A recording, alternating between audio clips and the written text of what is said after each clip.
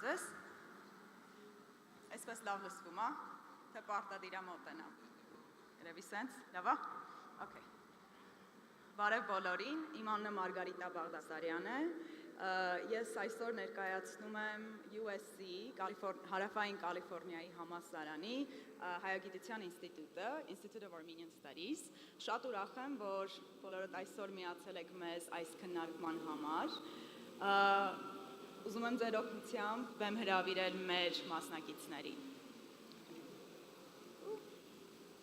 Գներեք, շատ լավ։ Ուրեմն, առաջինը ՀՀ կրթության, գիտության, մշակույթի և սպորտի նախարարի տեղակալ հայրենադարձ Danielyan։ Որտեղ որ ուզում եք, կապ չունի։ Okay, շատ լավ։ Երկրորդը սփյուռքահայ դերասան, գրող և վերջերս լայնամասշտաբ ճանաչում ձեռք բերած ամերիկացի ֆիլմի ռեժիսոր և գլխավոր դերասան Goorjian։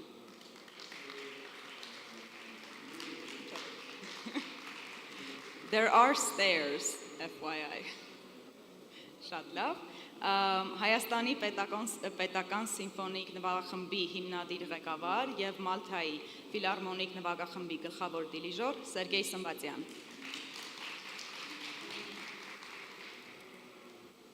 Շատ լավ։ Մեր օտարերկրացի մասնակից հունական մշակութային դիվանագիտության ինստիտուտի հիմնադիր և նախագահ Peter Kapsaskis։ Peter, welcome.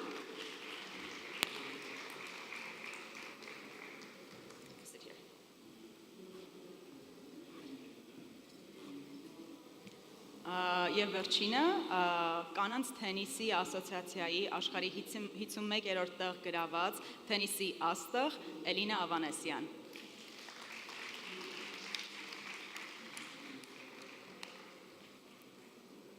Շատ լավ։ Ուզում եմ այսօրվա թեման մի փոքր ներկայացնել։ Մենք այսօր խոսելու ենք Հայաստանի փափուկ ուժի և մշակութային դիվանագիտության մասին։ Շատ հետաքրքիր թեմա է, ինչպես տեսնում եք, ունենք ֆիլմ, երաժշտություն, սպորտ և նաև հենց այդ թեմայի մասնագետ։ Քանի որ մեր մասնակիցներից ոչ բոլորն են հայերեն հանգիստ շփվում, հատկապես որովհետև Փիթերը հայ չի, քննարկման մի մասը լինելու է անգլերենով, խնդրում եմ ովքեր խնդիր ունեն անգլերենի հետ, վերցնել թարգմանչական սարք, որպեսզի կարողանաք մասնակցել մեր քննարկմանը։ Քննարկման երկրորդ մասը բացվելու է հարցերի համար, հարցերը կարող եք տալ սլայդո միջոցով, QR կոդ է լինելու, այս QR կոդը կարող եք սկան անել, ընտրել այսօրվա թեման, այս թեման և ուղղել ձեր հարցերը, իմ գործընկերները, ովքեր հետևում ինչ-որտեղ են,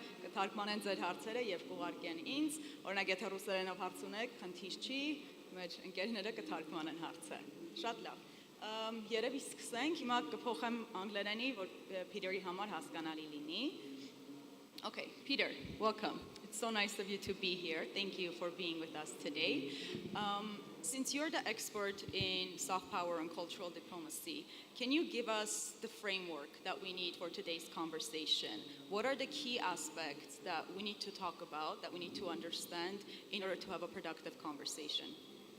First of all, thank you for the kind invitation. Thank you very much.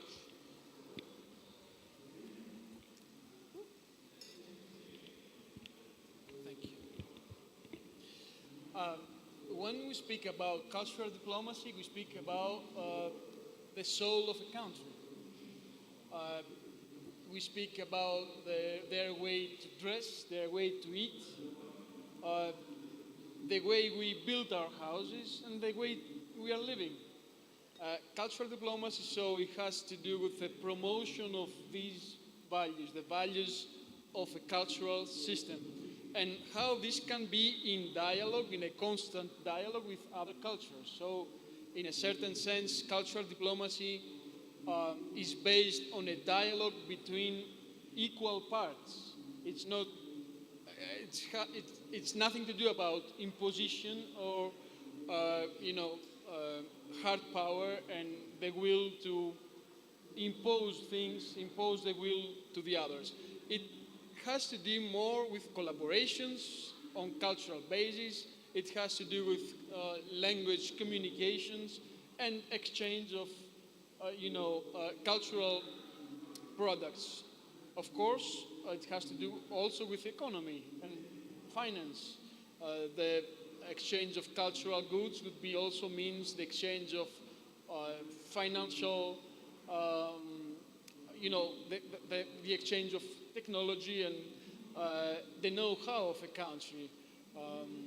And of course, when we speak about cultural diplomacy, we have to think on the equal participation on a dialogue based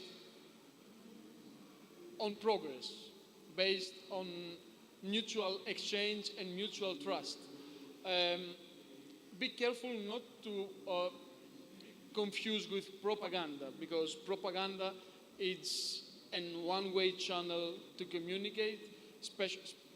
Many times the other part is not participating, or maybe if participates, as the weak of the situation. So we have to do about imposition, and propaganda is more or less a tool of hard power, while cultural dialogue, cultural promotion of goods and trade and language, it's more about an equal dialogue, and it has to do with cultural diplomacy. Okay. And soft power, of course.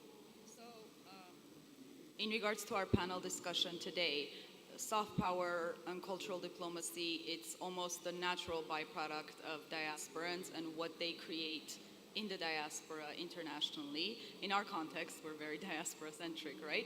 So things like films, music, sport, who they are as unofficial ambassadors, and the product that they produce, all of that can be aspects of soft power, correct?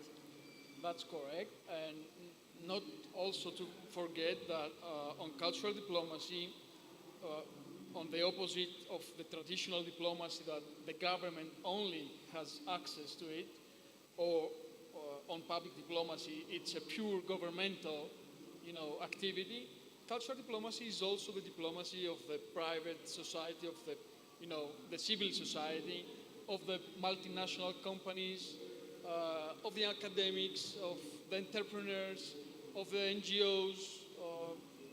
So, of course, also the diaspora. Okay, great. Thank you for that. Let's move on to some questions to our participants.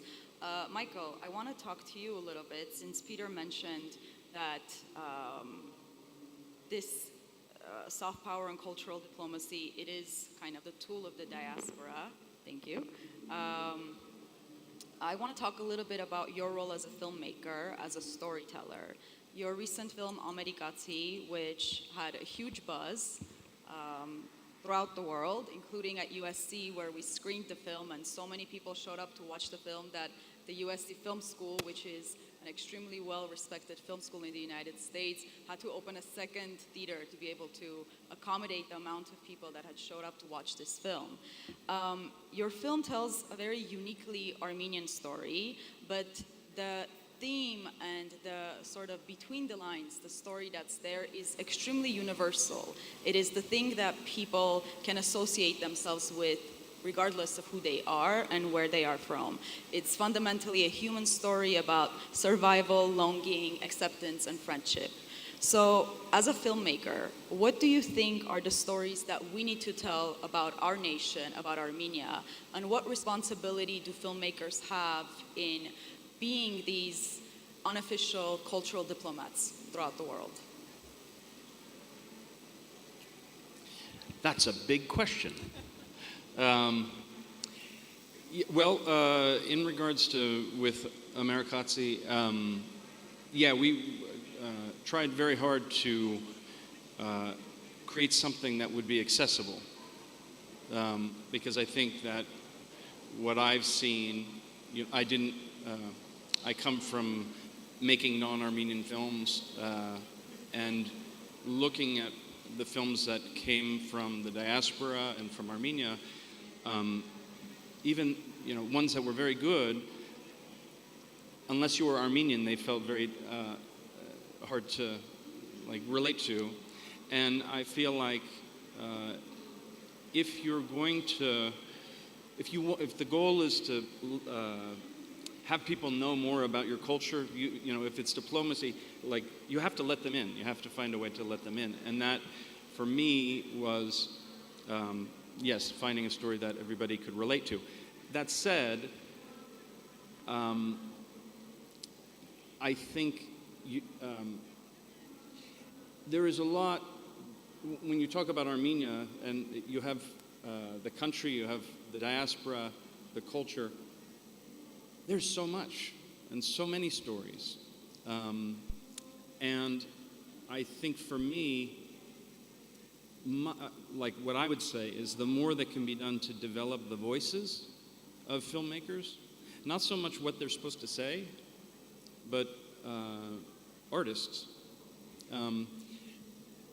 that's going to do more, because why people watch, at least in film, people are attracted based on the art, the quality of it, what they get from it. You know, that's you can't have that always on top, and that's what's caused, I think, some films that haven't worked so well. It feels like propaganda when you're trying to convey a message. Oh, we want to tell you this important thing about the genocide, or you know, it has to be. It can be there, but buried within the story. The story has to come first. But to do that, I think the more you can support artists and their own unique voices, not so much what they're supposed to say. And do you see, sorry, I'm making this discussion already, do you see more of the state's role in supporting those artists, or the diaspora's role in supporting those artists to be able to tell those more universal stories? Oh, I think it should be on this. You said the state's role? Yeah. I would say both levels. But I also, it's a give and take. Like with Amerikatsi, when we made it, there's infrastructure here. There's great, there is support, but you know, they're cautious, because it's easy with art to go, oh, are we just throwing our money away? Are we? So I think it is also the responsibility of Armenian artists to prove themselves, and we find this in Hollywood. There's, you know, there are quite a few Armenians in the film industry that are always approached by Armenians going, please give me, you know, help me get ahead. And it's difficult because, you know, all of the well-known Armenians I know want to help, but just because you're Armenian doesn't mean you know, the artists also have to work hard. So I would say the same is true with the state. I think there should be lots of support for arts, but I think we also have to have good artists, and strive to. Armenians are smart. We should be making great art. It's part of our culture. Part of the so, support. yeah. Got it. Thank you, Michael. Turning to Daniel, I'm gonna switch to Armenian. Պարոն Դանիելյան, շնորհակալություն, որ միացել եք մեզ։ Չգիտեմ շատերը գիտեն, բայց դուք բավականին ակտիվ կյանք եք վարել Ֆրանսիայում, համ մշակութային գծով, համ քաղաքական գծով։ Արդեն 1 տարի է, ինչ աշխատում եք կրթության, գիտության, մշակույթի եւ սպորտի փոխնախարար։ Ինչպես Մայքլը ասաց, մեր պատմությունը, the stories, ճիշտ ձևով կամ կարող լավ չեմ թարգմանում, կներեք, համ պետությունից, համ սփյուռքից աջակցություն է պետք, որ filmmaker-ները, արտիստները եւ այլն կարողանան իրենց աշխատանքը անել։ Պետության կողմից դիտարկելով, կան որևէ ծրագրեր, ուղղություն մշակութային դիվանագիտությունը առաջ մղելու գծով։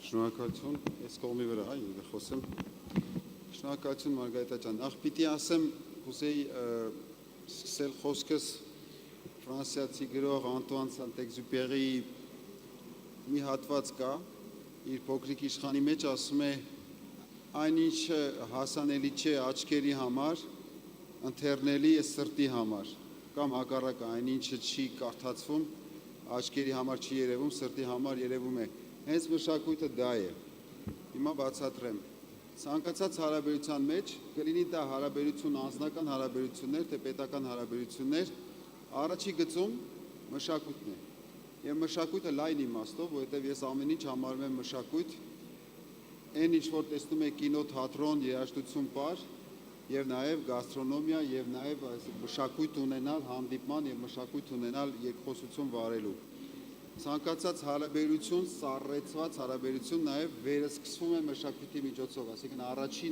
առաջին քայլը, որ տեղի ունենում երկխոսություն սկսելու, դա լինում է մշակութային քայլ։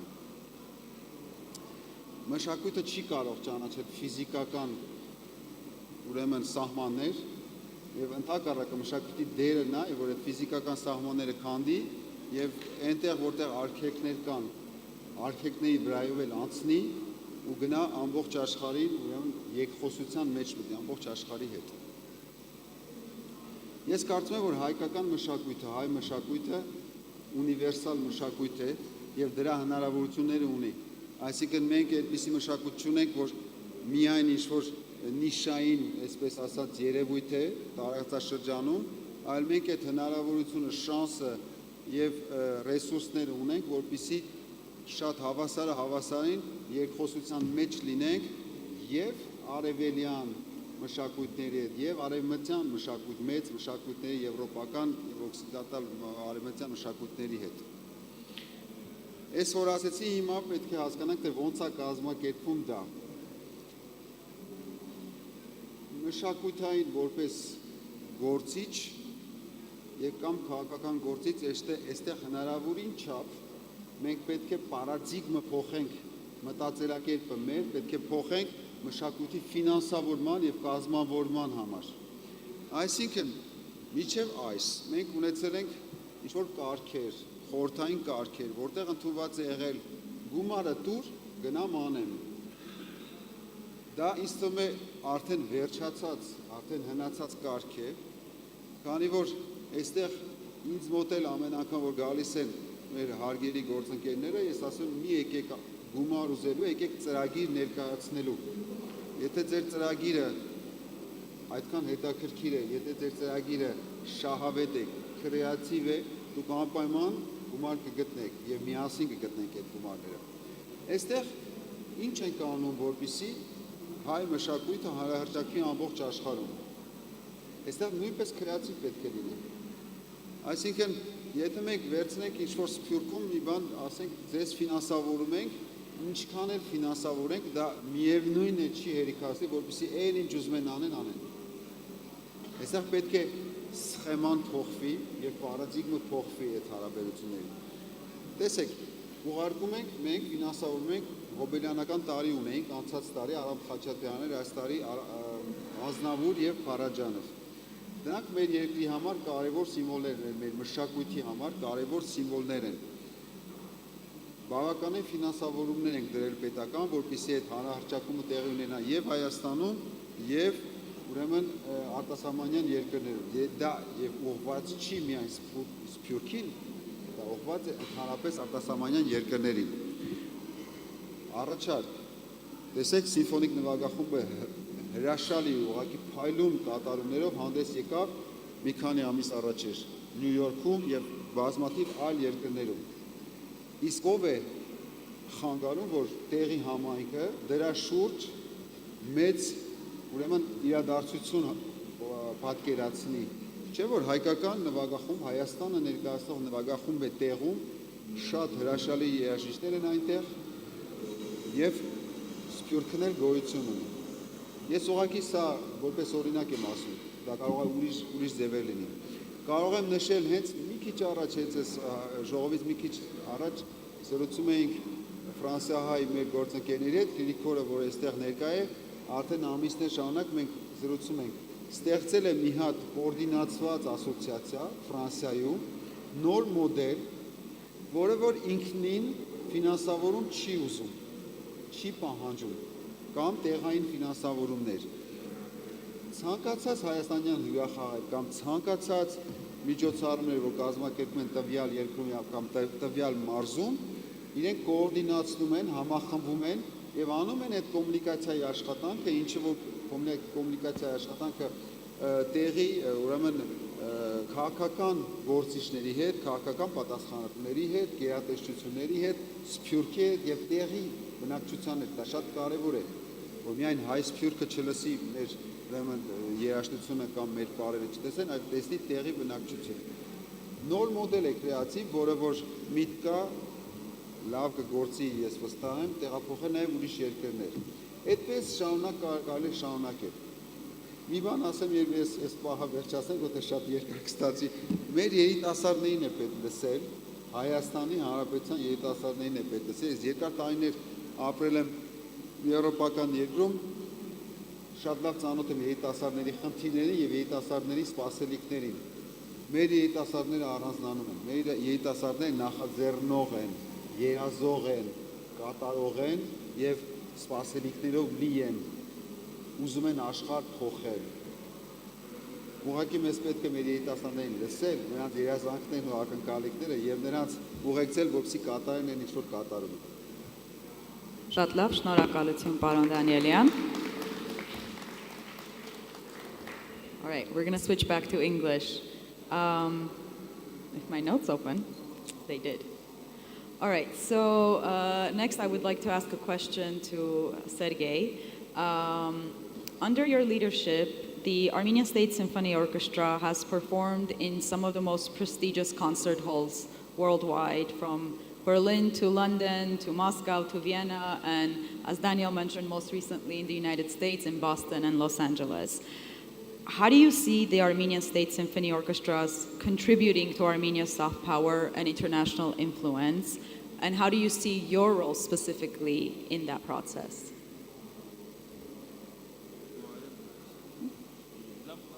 You can answer it in Armenian if you want. Ոնց հարմար է։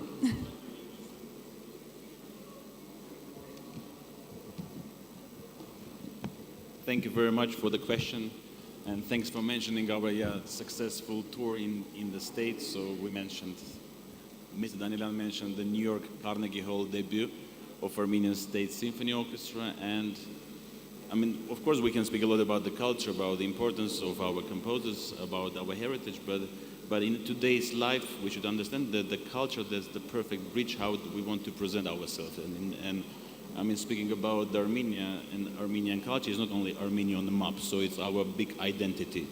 It's our music. So as a musician, I need to mention that how Armenia sounds, that's a perfect match when you can hear music of Aram Khachaturian. So the first time we present our music in the States, and now I can see the faces, the friends that they was also attending the concerts.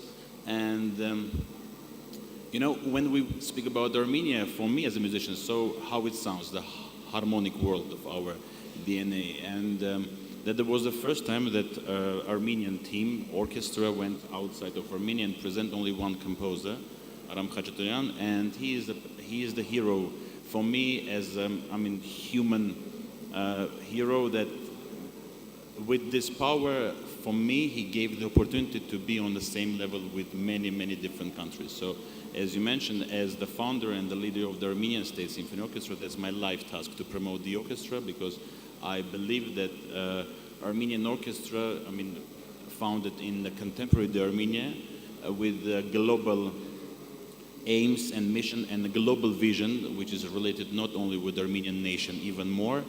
And of course, speaking about today's activities, so I have a dream that Armenian State Symphony will be very, demanded orchestra on the cultural map and on the market as well. And we are getting there. As a musician and as an artist, I'm also working with the different European orchestras, Asian orchestras, and the US orchestras. So of course, my mission is also to promote our culture. Again, I have to go back to our composers, because from a musician, that the main creator is a composer. So soon I have a big concert in Shanghai with Shanghai Philharmonic presenting only Khachaturian.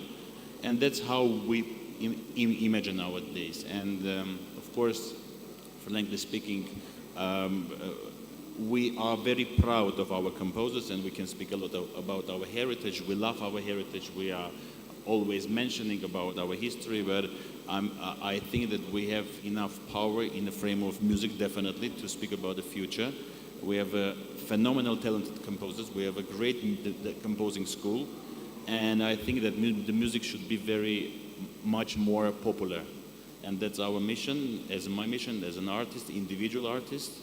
And also I'm a chief conductor of Malta Philharmonic Orchestra, that's the state orchestra in Malta, and it's a European country, and somehow, so I have 2-3 concerts per year with only Armenian music. It's not about that I'm pushing that I want to promote, it's also interesting for a new market, for a new audience to hear new harmonies, and that's what we're trying to deliver, and so we're trying to do our best. And by the way, today we have a concert at the end of the day, so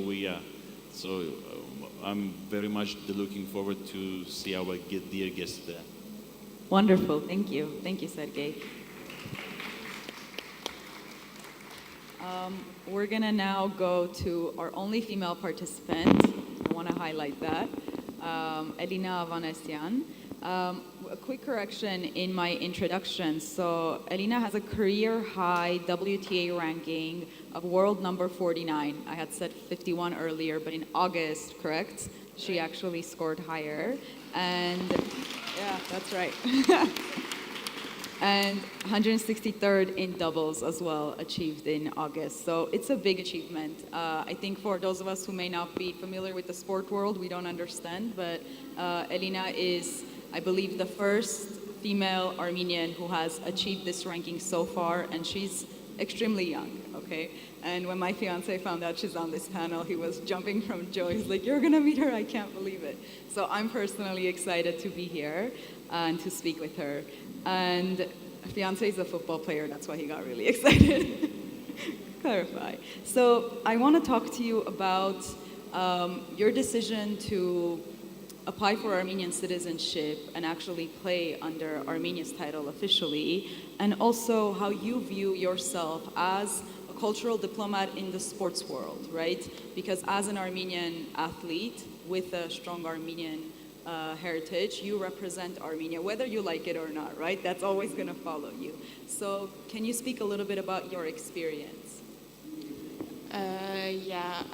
I recently changed my citizenship, as you said, and I'm really honored to be here today and to finally internationally represent Armenia. And I think now my biggest goal is to show internationally that there is finally a tennis player from Armenia, and I think in the future I can inspire a lot of young players from Armenia to keep working hard to achieve their dreams and to represent Armenia internationally. From my part, I'm just going to try to do my best and try to show the best results so people around the world can see it and recognize me as a player, and of course the country, because there are not so many players from Armenia. And I think I can have a big influence around the world because usually people show more interest when there is somebody, I would say, unique from the country, and not many people know about Armenia, and I'm going to try to do my best to show the traditions, the culture, as I said, I travel a lot, and it's a big responsibility for me, but I think I can show people around the world what I can do, what is Armenia as a country, and hopefully it brings a lot of attention to Armenia, and people are gonna start to follow it. Wonderful, thank you, Elina. To sum up sort of I think this general conversation so far, in essence, the more successful that the representatives of Armenia are internationally, that success then translates to some extent to Armenia's visibility throughout the world and the perception, the public perception of others about Armenia. One thing that was really interesting, because Daniel mentioned this, Michael, you mentioned this a little bit, and Peter and I talked about this when we were preparing for this panel, is about the role of the community and the necessity to be a united community. Peter, can you talk a little bit about that? And then I want to converse with Daniel because of the specific French example, because France has a very organized Armenian community and perhaps also the most successful in projecting Armenia's soft power. Before having, a thought about your question, I would be very, very curious to hear what the minister thinks would be the soft power of Armenian diaspora now. And on this, we can start the discussion. Okay. Daniel? Հարցը քեզ ուղեց, քո կարծիքով ինչը կարող է լինել Սփյուռքի փափուկ ուժը այս պահին? I think I translated that correctly. Շնորհակալություն հարցի համար։ Դա շատ կարևոր հարց է։ Բայց խորքային ուրեմն բաներ կան եւ փոփոխություններ կան եւ մեր երկրում եւ Սփյուռքի գործելակերպի մեջ, որ պիտի տեղի ունենան։ Այլ կերպ այդ փափուկ ուժ ասվածը կօգտագործվի ոչ թե ի օգուտ Հայաստանի, այլ հակառակը տեղի կունենա։ Ես որպես լավ ճանաչող Սփյուռքի գործունեության պիտի ասեմ, որ Սփյուռքում ցանկացած կազմակերպություն, համենայնդեպս շատ մեծ մասը քաղաքականացված կազմակերպություններ են։ Եվ հիմնականում ամենահներից սկսված, որոնք որ արդեն 100 տարի ի վեր մեծ գործ են կատարել իմիջիայլոց, մեծ գործ են կատարել Հայաստանի համար, միջազգային քաղաքականության ասպարեզում օգուտ են տվել հայերին, հայ ազգին ընդհանրապես աշխարհում։ Սակայն այսօր պետք է հասկանանք, որ այդ կազմակերպությունը, այդ ասոցիացիաները եւ այդ խմբերը, որոնք Սփյուռքում ունեն կազմակերպված ստրուկտուրաներ եւ աշխատում են, իրենք պետք է իրենց գործունեությունը, իրենց քայլերը եւ իրենց ռազմավարությունը պետք է համահունչ լինի Հայաստանի Հանրապետության ռազմավարության հետ։ Այսինքն, եթե մենք նույն ուղղությամբ չնայենք, ցանկացած մեծ ու փոքր աշխատանք ջուրն ենք գնում Սփյուռքի, քանի որ տարբեր ուղղություններով ենք տանում։ Եթե երկիրը այսօր գնում է այս ուղղությամբ, ունենք մենք պետական քաղաքականություններ, մշակույթից ենք խոսում, մշակույթից հստակ ունենք պետական քաղաքականություն եւ գիտենք ինչ ուղղությամբ ենք գնում։ Եթե այդ կազմակերպությունը Սփյուռքում չկազմակերպվեն այդ ուղղությամբ գնալու, խնդիր կունենան։ Այսինքն տեղափոխվեն քաղաքականից դեպի մշակութային, թե իրենց քաղաքական աշխատանքի մեջ մշակութայինը ընդգծեն։ Հիմա դա էլ ասեմ։ Այսինքն, այն ինչ որ պիտի անեն, այն ինչ որ պիտի կազմակերպեն, այն ինչ որ պետք է նախատեսեն ու իրագործեն, լինի համահունչ Հայաստանի Հանրապետության քաղաքականությանը, որպեսզի օգուտ տան, որպեսզի դառնա դիվանագիտական ուժ, այլ ոչ թե հակառակը։ Ես բազմիցս առաջարկել եմ տարբեր սփյուռքներում այդ ասոցիացիաները ապաքաղաքականացվեն, որովհետև ապաքաղաքականացեն եւ հայկական տեսակետից Հայաստանի Հանրապետության, այսինքն հայկական կուսակցական, ուրեմն կուսակցություններից ազատ մնան, նաեւ տեղի քաղաքական գործիչներից եւ քաղաքական կուսակցություններից ազատ մնան, որպեսզի ազատ կերպով կարողանան կառուցել մշակույթ, այդ մշակույթի զարգացման կետեր ունենան, համախմբեն Սփյուռքին, որտեղ համախմբան խնդիր է առաջանում, երբ որ լինում է քաղաքական հարց ասոցիացիաների մեջ եւ մի համուր կերպով աշխատել։ Կարող ենք այս թեման շատ երկարացնել, բայց հիմնականում սա հիմնական խնդիրներից ապաքաղաքականացումը եւ միահամուռ աշխատանք եւ նույն ուղղությամբ քայլ, ինչ որ Հայաստանի Հանրապետությունն է։ Շատ լավ, շնորհակալություն. Peter, were you able to get enough of an answer to? Okay. Daniel was emphasizing that most community organizations in the Armenian diaspora are political, and the necessity to move towards a more cultural approach and not be political. It's clear. The problem with cultural diplomacy is that it is a kind of diplomacy being defined by culture, so it has nothing to do with the traditional diplomacy. Why?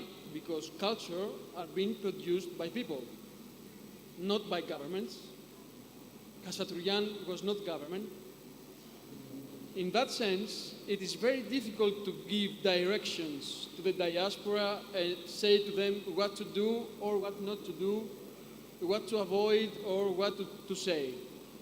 This is what we say in our work, propaganda. And this is quite understandable then to the others, and of course has no trust on our storytelling.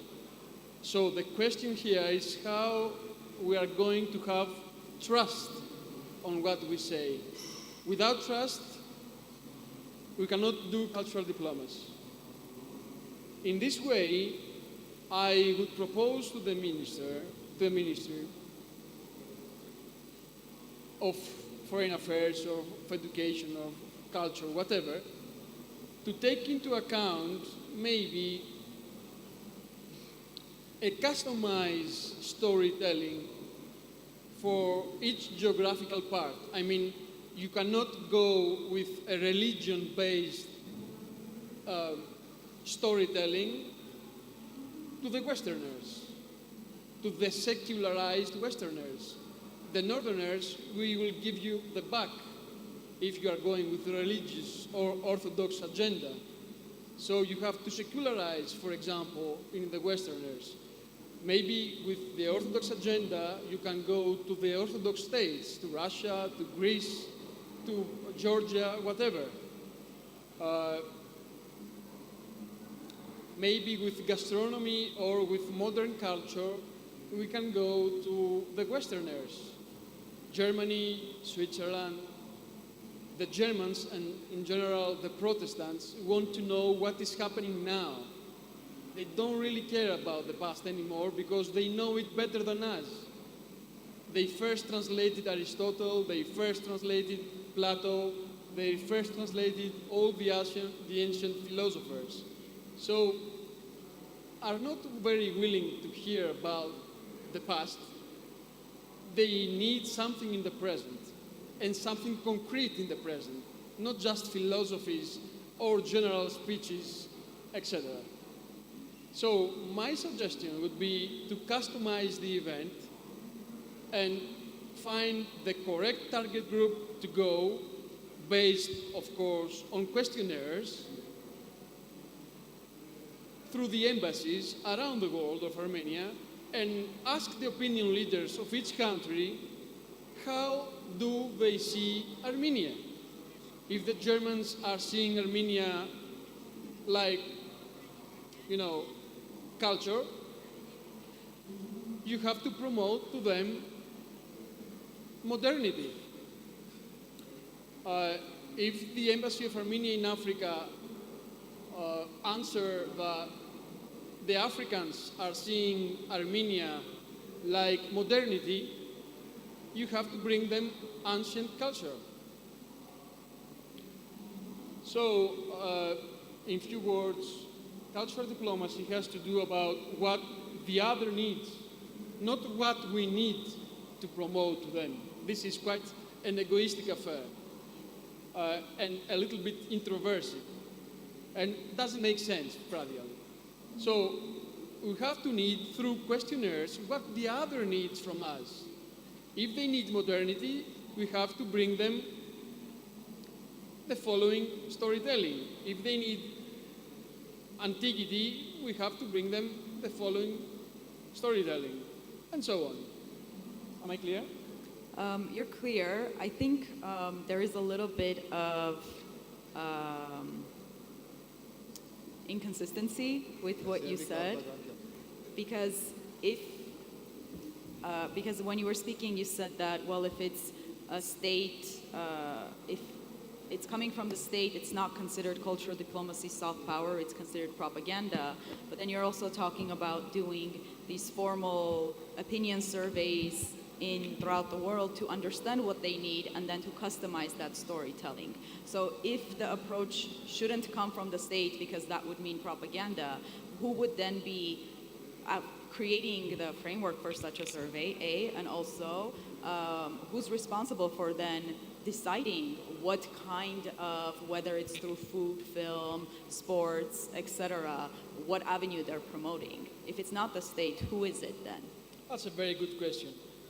What I was trying to say is that the government is usually trying to understand, not to implement, to understand what the culture needs from us, what a different government, what a different nation need from us. Then the role of action is not completely on the government, but it's on the government for what it concerns the artist, the scientist who is, is giving some subsidiaries or some programs of research or whatever.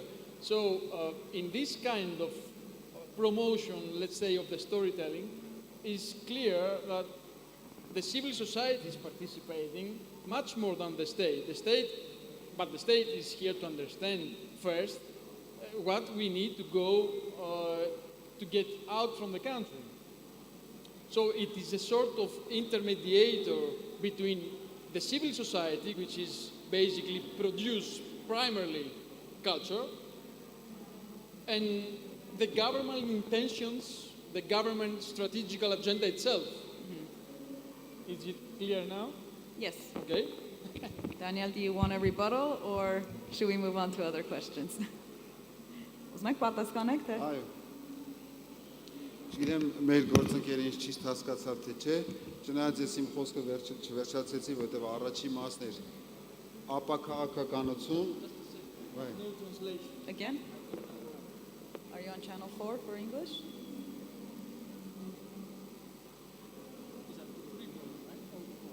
I think 4 is English. Is 4 English? 4, yeah. Yeah, 4 should be English. It's okay. It's okay. Տեսեք, առաջի մասը դրեցի, որտեղ շատ պետք է հիմքը դնել, որ հասկանալ ինչի վրա են կառուցում մեր գործունեությունը։ Պիտի հիշեցնեմ նաև, որ Հայաստանը իռլանդացիների, շրի լանկացիների, միգուցե արաբական մի շարք երկրների հետ ունի մի հատ յուրահատուկ կետ ընդհանուր, դա մեր սփյուռքն է, այսինքն ավելի շատ ազգությամբ հայ ապրում են երկրից դուրս, քան թե երկրի ներսում։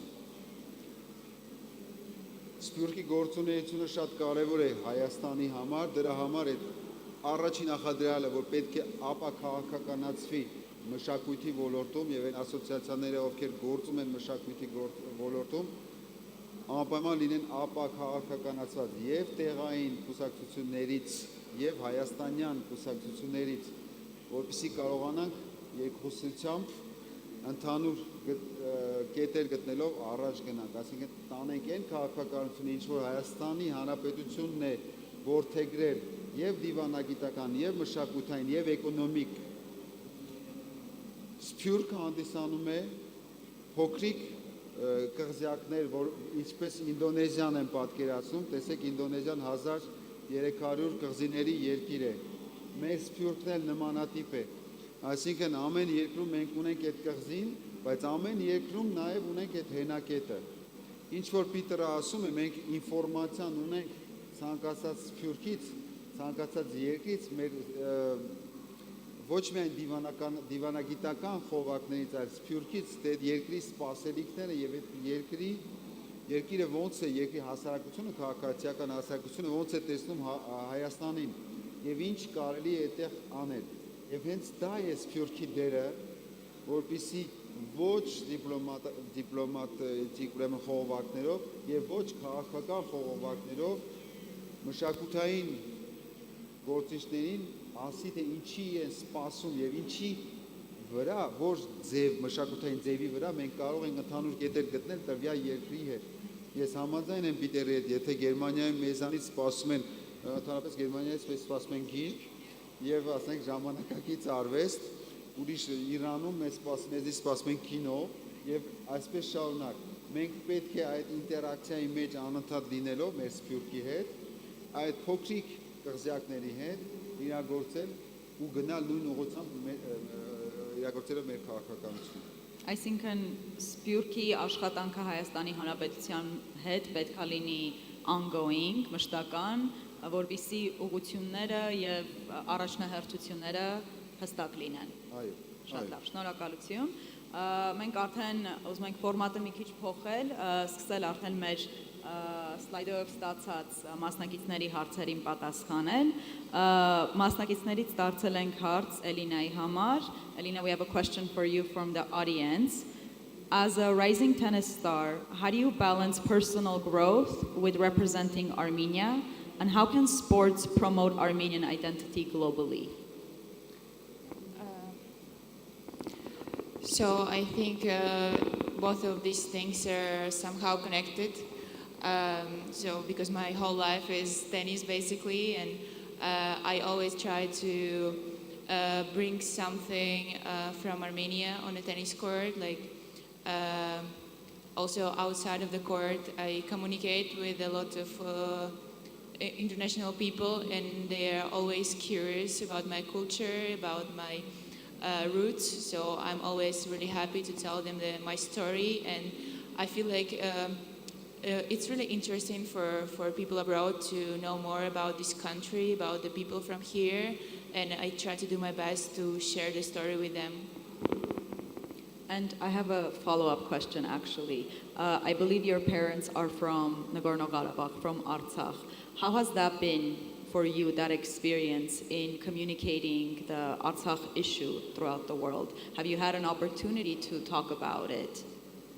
It's a tough topic, to be honest, and yeah, my family moved from there in 1992, and yeah, I think it's a difficult question and a difficult theme for everybody, and I hope the situations would be different, and yeah, it's difficult to say, to be honest. Okay, thank you for that. We have a question from the audience for Sergey. As a conductor, Sergey, how do you see Armenian music evolving globally, and how can the diaspora use it to strengthen cultural ties and promote national identity?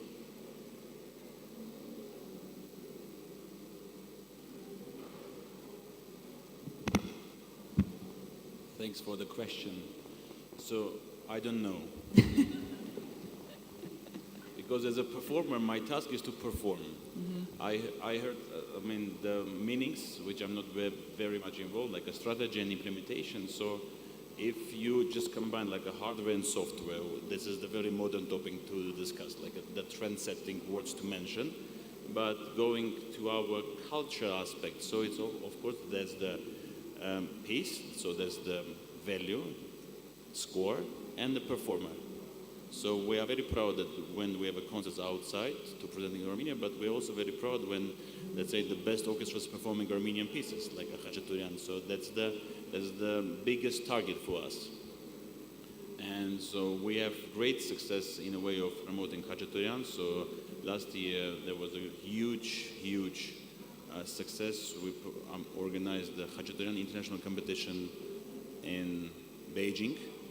Beijing now is the most important market point, not China, because China sounds big, but Beijing, that's the trend-setting city for all Asian marketplace, and Khachaturian was there for 12 days in a Beijing main opera house, so he was the hero of the city, and this year we're going back. So like one month ago, the Khachaturian Foundation presented a youth musicians festival in Macau. Macau, that's also a very trending marketplace. And also, we love in Armenia, Armenians, we love always somehow to complain about very objective aspects.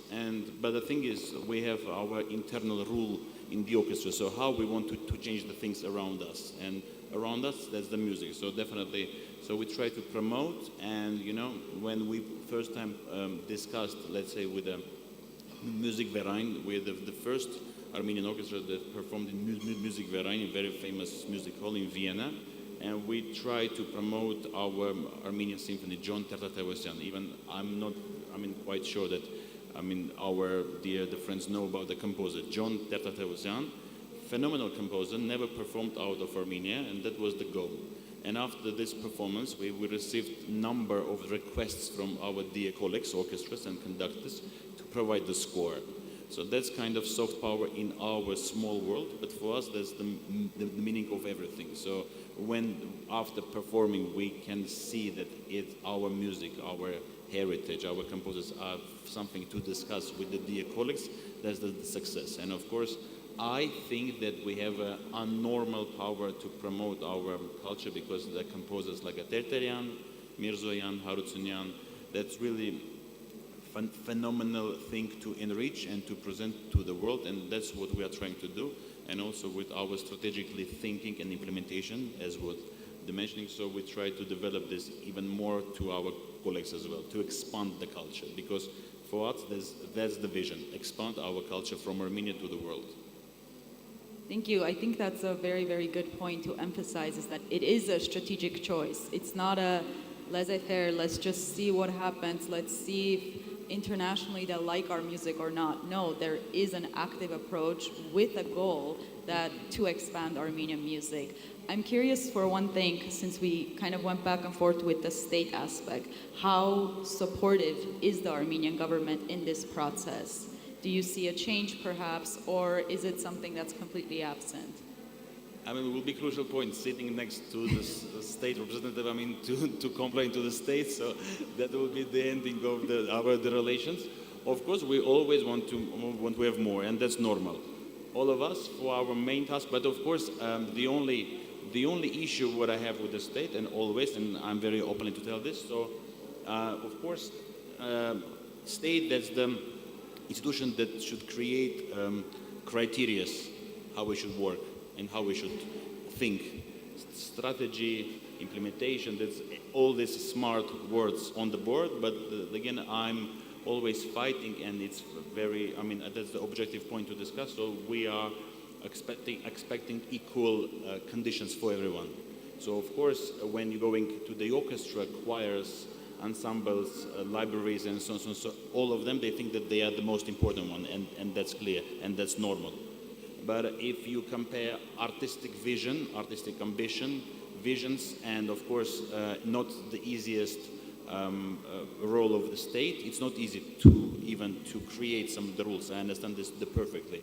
But as an orchestra leader, as a leader of the foundation, I believe that our state agenda should be focused on outside. So what we should enrich here, because we are always discussing about how we should bring the big ideas to Armenia, but also in Armenia we have enough talent and power and mindset to create something very unique to the world and for the world, and not only based with Armenian content. So we're discussing only about Armenian music, and I'm proud to speak about this. And with this, I think that I understand at least a little bit, but also in Armenia we create some very creative content, and let's say Dubai Opera, which is the most powerful and interesting marketplace, now engaging Armenian State Symphony Orchestra to perform the concerts without the Armenian music, but Armenian the performer. So that's the thing, that how we should implement this word hardware and software to the orchestra. We can go present Armenian music, and we can be invited and play Rachmaninoff, Michael Jackson, or whatever. So, but there's a topic to discuss. So we in Armenia, we have enough power, and of course I'm very proud that we have a state support. And again, I'm just only this, that the state should create equal conditions for everyone. Thank you so much. I'll return. I have another question in mind based on what you said, but I wanted to address a question to Michael. Do you see yourself as a cultural diplomat? In quotation marks, an unofficial one when you are presenting your films internationally. Amerikatsi won Best Narrative Film at Woodstock. And that's a phenomenal achievement to begin with. How do you view that achievement and yourself as a cultural diplomat?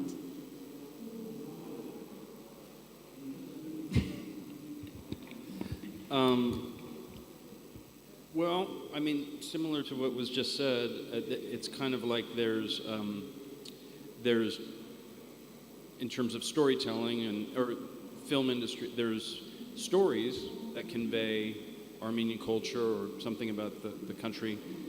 And then there's also Armenians out there that are doing, that are on TV shows or are, and that's also brings attention. I think all attention is good.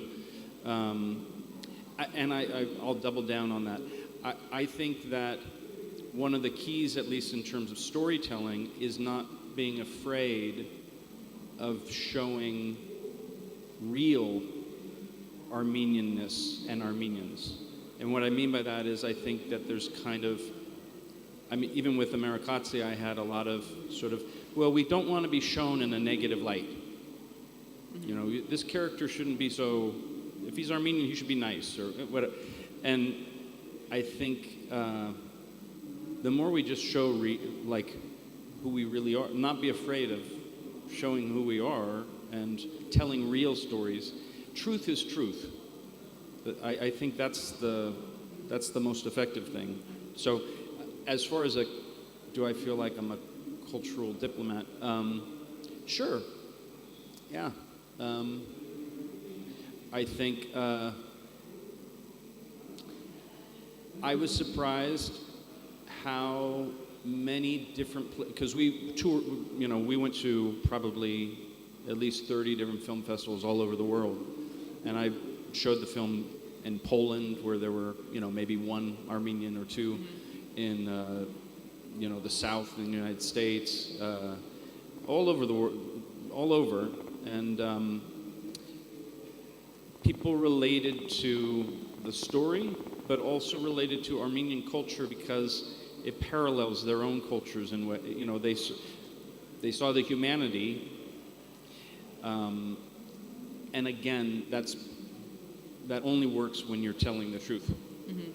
So. Do you, this is mostly out of my curiosity at this point, I think you mentioned briefly when you began talking about Armenian filmmakers having had almost this burden of showing the genocide story that doesn't necessarily always gain a huge audience. Your film also has the genocide aspect in the very beginning, but it's not a primary, part of the story, but it's there. It's perpetually there. It's part of the main character's I think story. In terms of that, my feeling is you just treat it as a fact. Mm-hmm. Use it in storytelling as a fact. Don't try to prove it. Don't try to prove just it. A fact. Thank you. So. Thank you, because we've talked about this before during some film screenings, that Armenian artists have this burden of proof almost, that we have to constantly prove that this thing happened to us, and then all our stories end up being centered around this. Mm-hmm. But I like that, how you put it. Treat it as a fact. Well, also because I think there's a lot of, I think there's more need to go towards the future. We have a very rich past and all sorts of, the genocide is an important part of our history. There's lots of other things as well. And to me, I look at that as, that's like, you go there to mine, to get ideas, to find things, but then it's to create new stories and move into have artists telling stories, not just retelling the past, but to have, we need, it would be great to have 100 years from now, people go, remember, that filmmaker back in 2024 in Armenia, there was that scene with all these filmmakers making great movies. We need to be focusing on that, not just focusing on the past. What we did in the past and the artists that were in the past. We should be making them and supporting them now. Got it. Thank you so much. We have another question from the audience. Պարոն Դանիելյան, սա ձեզ է ուղղված։ Կարող եք ներկայում կա կոնկրետ ծրագրեր նախարարության կողմից մշակութային կազմակերպություններին աջակցելու ուղղությամբ։ կան կոնկրետ ծրագրեր։ Եվ ուզում եմ նաև ավելացնել ոչ միայն մշակույթային, սպորտի ուղղությամբ նաև։ Այո, բնականաբար, քանի որ խոսեցինք ֆինանսավորումներից, պետք է հիշեցնեմ, որ մեր երկրում ֆինանսավորվող մշակույթի եւ սպորտի ասպարեզում խմբերը, հաստատությունները շատ բազմաժանր են ու եւ բազմաթիվ, այսպես կարող ենք նշել, որ մի երկրում, որ 3 միլիոն բնակչություն կա, մենք ունենք 2 պետական սիմֆոնիկ նվագախումբ, կարող եմ հաշվել նաեւ այդ թվում 3-րդը Գյումրի եւ 4-րդը օպերայում, ունենք մեծ օպերա, ունենք 10-ից 10-ից ավելի պետական թատրոններ, ունենք պետական երգչախմբեր, ունենք պետական ժողովրդական վագարանների խմբեր եւ այլ եւ այլ եւ այլ։ Այսինքն պետությունը բնականաբար պահում է այդ ֆինանսավորումները եւ խրախուսում հնարավորին չափ։ Մշակույթը այն ոլորտներից է, որ ինչքան ֆինանսավորես, ինչքան շատ ֆինանսավորես, կարող ես ֆինանսավորել անելիք կլինի։ Ինչ վերաբերում է ծրագրերին, բնականաբար մենք շատ ունենք ծրագրեր, բայց այստեղ ամենահիմնական խնդիրը բարեփոխումներ կատարելն է։ Ես իմ խոսքի սկզբում խոսեցի պարադիգմ փոխելու եւ ծրագիր փոխելու խնդիր ունենք։ Չի կարող միայն պետության կողմից մշակույթ կամ սպորտ ֆինանսավորել միայն որպես աղբյուր։ Պետք է մենք բազմազանացնենք ու շատացնենք ֆինանսավորման աղբյուրները, այսինքն մասնավորը, արտասահմանյան կազմակերպությունները, երկրները մասնակցեն նաև այդ ֆինանսավորմանը, կրթամշակութային ծրագրերի բազմազանությանը եւ այլն։ Եվ ռեֆորմեր օրենքներում, տեսեք մի հատ վերջին օրենքներից կինեմատոգրաֆիայի մասին օրենք ընդունելուց հետո մենք բարեփոխումներ ենք արդեն տեքստեր մտցնում եւ որից մեկը եւ որից ամենակարևորը ամբլեմատիկը ես կարծում եմ կլինի քեշբեյթի մասին ուրեմն կարգը, այսինքն դա ներդրումների մասնակի վերադարձի մասին է խոսքը, հենց քեշբեյք, քեշ ռիբեյթը դրա մասին, այսինքն ներդրողը արտասահմանյան կամ հայկական որը կներդնի կինոյի արտադրության մեջ ունենա մինչև 40% իր ներդրումների վերադարձ։ Այդտեղ դիվանագիտական եւ քաղաքական մասնիկներ են կազմում, եթե լինի Հայաստանի հանահռչակող կետեր, եթե լինեն Հայաստանի դրոշը, պետականությունը, ժողովրդականությունը, չգիտեմ, երկրի մասին խոսացող դրվագներ, տոկոսայնությունը կբարձրանա։ Դա լիովին քաղաքականություն է։ Եվ այդպես շատ նոր հենց առաջի ընթերցմամբ, ուրեմն ընթերցումը տեղի ունեցավ ազգային ժողովում մշակութային օրենսդրության մասին օրենքը, որտեղ խրախուսվելու են եւ մենք տալիս ենք առաջին անգամ Հայաստանի օրենքներում, առաջին անգամ տալիս ենք ինքնազբաղ արվեստագետի սահմանումը, այսինքն անկախ մարդը, որը զբաղվում է արվեստով եւ ոչ միտեղ աստիքային աշխատող չի, ինքը կարող է ունենալ իր կարգավիճակը Հայաստանում եւ այդպեսին կարող եմ նշել են բարեփոխումները, որ անում ենք, որի շնորհիվ այդ ամեն ինչ է ֆինանսավորումներն են բազմազանանալու, շատանալու եւ հնարավորությունները։ Մի բան էլ ասեմ, որ քանի կուզեի Մայքլի խոսքին անդրադառնալ, որովհետեւ ամերիկացի ֆիլմով դուք հարցնում եք մասնագիտական, դիվանագիտական հայ լինելը առաքելություն է։ Մենք որ կրում ենք մեր ազգանունը, ինչ էլ անենք, մեկը խոսելու են երկրի մասին, խոսելու են մեր ազգի մասին եւ սփյուռքի մասին։ Եվ ես պատկերացնում եմ ամերիկացի ֆիլմը, ամերիկացի հանդիսատեսը պետք է ամերիկացի, what's ամերիկացի, who is Michael, այս ամեն ինչը ասված է լինելու եւ վերջում գալիս են Armenian, Romanian, Albanian, այս ամեն ինչով ասում ենք։ Ուրեմն ճիշտը նա է որ լավ անենք այս ամեն ինչը բարձր որակով անենք եւ ինքստիկյան ուզենք թե չուզենք լինում ենք դիվանագետ, երբ որ արտասահմանում անում ենք մշակույթ։ Շնորհակալություն։ Մի հատ ուզում եի անդրադառնալ ձեր ասածին անհատ մշակույթային գործիչ այդ ոնց որ legal entity-ին, դա ինչ որ հարկային ինչ է ներկայացնում իրարից ինքը տալիս է self-employed այդ երևույթն է, որ արտասահմանյան մշակերտներում գոյություն ունի, այսինքն պատկերացնենք, կոնկրետ օրինակ բերեմ, ավելի հեշտ կպատկերացնենք բոլորս, պատկերացնենք նկարիչ կամ քանդակագործ, ինքը չի ուզում աշխատել ինչ-որ մի հիմնարկում մշակութային, թատրոնում կամ ինչ-որ միությանը, ինքը ուզում է ինքը իր համար նկարի եւ այդ նկարը կարող է վաճառել, ասենք թե ամենահեշտ տարբերակն է վերում, եւ ինչպես է վաճառելու եւ ինչ հիմունքներով։ Իրեն ինչ-որ մի բան պետք է, չէ, որ կարողանա եկամուտ վերցնի եւ դրանից հարկեր վճարի պետությանը։ Այդ սահմանումն է տրված, այսինքն ինքը անկախ, ինքնազբաղ արվեստագետ է։ Դա կարող է լինել կինոյի ոլորտում, թատրոնի ոլորտում, բոլոր մշակութային ոլորտներում կարող է դա գոյություն ունենալ։ Եվ մենք այդպիսի ուրեմն հասարակություն ենք մի ամբողջ զանգված մշակութային գործիչների, որոնք զբաղվում են անկախ ձևով, սակայն քանի որ այդ սահմանումը չկար, իրենք ստիպված են եղել հաստիկային ձևով աշխատել ինչ-որ թատրոնում կամ ինչ-որ կազմակերպությունում, որպեսզի կարողան իրականացնել իրենց գործը։ Իսկ այս հարկային սխեման ոնց որ կքաջալերի արտիստներին, որպեսզի մտնեն հարկային դաշտ։ Բնականաբար մեր երկրում հարկեր վճարելը դա պատիվ պիտի լինի բոլորիս համար եւ արվեստագետները իրենք ուզում են եւ դա ինչ ենք անում, մենք ասում ենք դաշտը հեշտացնում ենք, դաշտը կարգավորում ենք, զբաղվեք, իրականացեք, գումարներ վաստակեք եւ բնականաբար եթե գումար վաստակել ես, պետք է հարկել վճարես։ Երկրորդ ընթերցումը միջև այս օրենքի, քանի որ մեկ ամսից նախատեսվում է երկրորդ ընթերցում, դեռ փոփոխություններ, լրացումներ կկատարվեն եւ կլավարկվեն այն կետեր, այն հոդվածները, որտեղ ուրեմն որոնց վրա աշխատել ենք։ Շատ լավ, շնորհակալություն։ Հաջորդ հարցը դահլիճից պարոն Սմբատյանին է ուղղված։ You kind of talked about this briefly, but I think they're curious to know the specific reason. So the question is asking the Khachaturian International Youth Festival in Macau. Why did you choose China and why Khachaturian? What was the thinking behind that?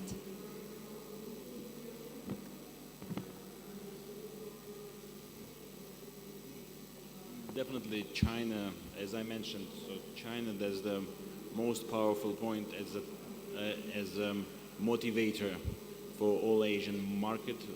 10 years ago, Japan was on the place that everybody was dreaming and speaking about the Japan. Now is the China, and especially Beijing now. Macau, there's the place where the summer events going on all around Macau, and that was a great opportunity for us to present Khachaturian youth festival. That was a unique content for Asia, for China, and it's kind of promotion. This year we will do. I'm a chief of Khachaturian Foundation Board of Trustees, and that's our foundation's main mission, to promote Khachaturian, because if we think that everybody knows about Aram Khachaturian, it's not the realistic picture. So we need to promote, we need to deliver, and in a way of Khachaturian, so his music is much more famous than his name. And his legacy is an opportunity for us to speak on the same level, as I mentioned before, and China wished to organize this. So in my understanding, so all our topic is about what we should do to develop our ideas. And I think that if we can find the right ways how we want to promote our values, because of course, as Mr. Danielyan mentioned, so in the culture you can always invest in the culture, and never enough. But in a way that if you will find the strategic partners outside of Armenia, outside of the community, and to promote your cultural identity and value, and it's not about promoting Armenia as an Armenian culture. It's interesting. It's beautiful. The music. It's art.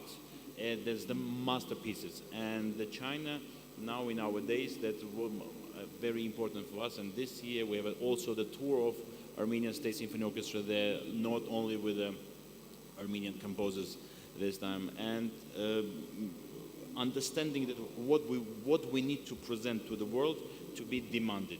That's very important, I think, because we always want to speak about our values, but the chemistry should work. Chemistry works with China, Khachaturian, with our great, the processes. After the COVID, we start this normal the processes, and during the COVID, Khachaturian competition did a really amazing thing. So after organizing the competition of AI, that was the first time in innovative competition during the COVID time. And after this, the success, China was targeting Khachaturian the foundation, Khachaturian the competition, and now we are very proud that we have a strong partner in Beijing. Wonderful. Thank you so much. We have a question for Peter. So I've been to Greece twice now, and I've had a wonderful experience in regards to the common Greek person knowing a little bit about Armenia. Oftentimes the approach is quite brotherly. So the question we have from the audience is, do you think that there is, let me just find the exact question. I can't find the exact question, but it said something like, do you think that there is room for cooperation and engagement between Greece and Armenia in regards to cultural diplomacy? I think definitely yes. And I'm positive because of the common lifestyle we have as cultures. I'm positive also because of the common religion basis we have. I'm quite skeptical about the tragedies both countries has suffered in the past. I hear before about the genocide.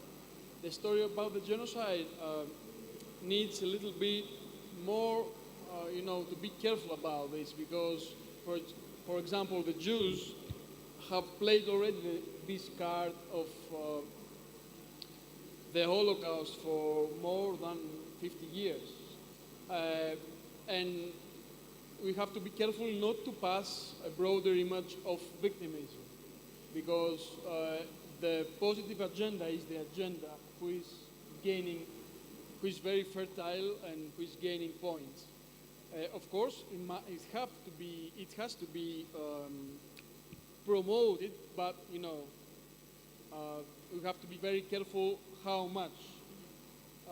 Because, for example, the Jews nowadays are maybe achieving the contrary from what the initial goal was, in my opinion, or at least are risking to be promoted as to enter in a victimism agenda, let's say.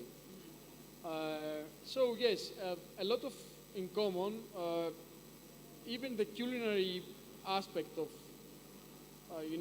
living is quite common between us, and definitely our enemies are common. So in that sense, the Israeli, a very old minister of foreign affairs of UK said, the enemy of your enemy is my friend. So very, we can make an agenda, a common agenda on cultural diplomacy with common targets, with common vision, a future, goal, which could be that one of an alliance in the broader area that could be fertile for both of us, economically, culturally, and at the end, in society. And follow-up question, do you think that policies like visa-free travel between countries could contribute to the growth of visa-free travel? For example, there's visa-free travel to Cyprus, but we don't have visa-free travel to Greece specifically. Absolutely.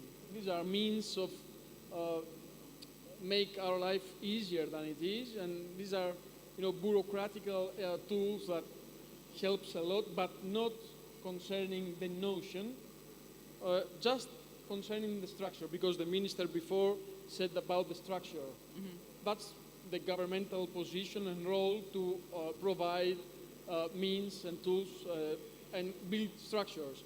But cultural diplomacy is about notions. We have to decide how we would like to appear to the other. And then the government comes and builds the structures in order to appear in a way or in another. But the notion, I mean, the way we want to appear to the other must first be decided from us, from, I mean, the intelligentsia of a state. So it's how we choose to promote ourselves and the state specifically. Okay. I have a question. I guess this is both for Sergey and for Daniel. I'm curious, so we talked, I think the examples that were brought up so far were mostly concerning classical music. I'm wondering, even though I know this isn't specifically your area, Sergey, do you think that Armenian folk music could have the same trajectory that classical music has with being able to fill concert halls in China, for example? And if yes, if not, and if not, what can the folk music artists do to be able to promote that further? Question for you. Mm-hmm.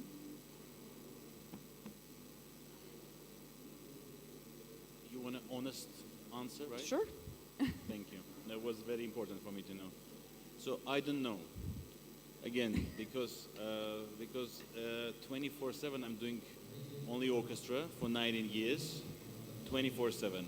And I don't know so many things, because when I'm trying to develop some new country, new partners, new places, I mean, every time there's some nuances that are giving me a crucial point that I don't understand nothing. So if we want to present ourselves that we have academical music, classical music, that's other story. If we have ambition that our folk music should be, I mean, successful outside of Armenia, we need to understand what's the target. In general, everything can be successful.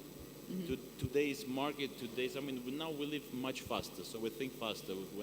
So it's a perfect opportunity now to understand what kind of content we want to deliver and to bring to Armenia, and because, I mean, imported content to Armenia, it also reflects to our own identity.